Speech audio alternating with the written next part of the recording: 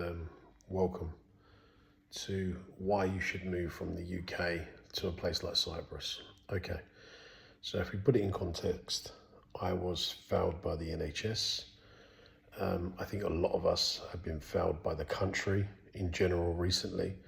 If it isn't because you're paying higher taxes, it's because the shopping is accelerated and it's gone through the roof. It's because your mortgage doubled over a period of a few years. Highest interest rates, they're now taking a part of your dividends. It gets worse. And it's, we watch the news. I don't have to quote the news to you because I'm sure it's in your face day in and day out. But the point I want to make is the transition from there to here and why it's relevant and why it is good for your health. I suffer from coronary artery disease. The heat, the humidity, the climate, it improves me drastically. In actual fact, if you saw me a few months ago, you'd probably say I look like someone who's going into an incurable home and is going to be locked away because I looked that bad. And that is because of the UK, and that is because of the clouds, that is because of the smog, the fog. That is because when I say fog, I mean pollution. That's what I call it.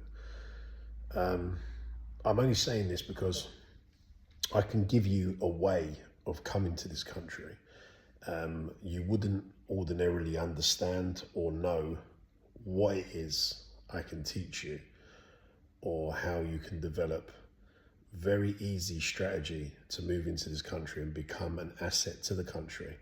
As long as you're a working class person, as long as you're a person that wants to add value to the country and not do what all the immigrants are doing in England today, and that is pouncing off the country, making the country drastically worse than it's ever been before. We've lost, 11,000 millionaires. So 1 millionaire is the equivalent to 45, 46 everyday working people.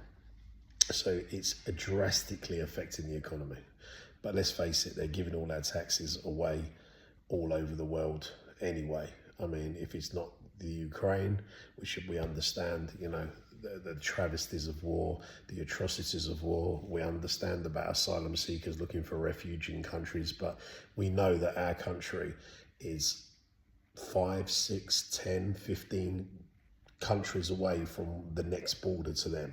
But they deliberately come to us, and we know why. We understand why. We're an easy touch.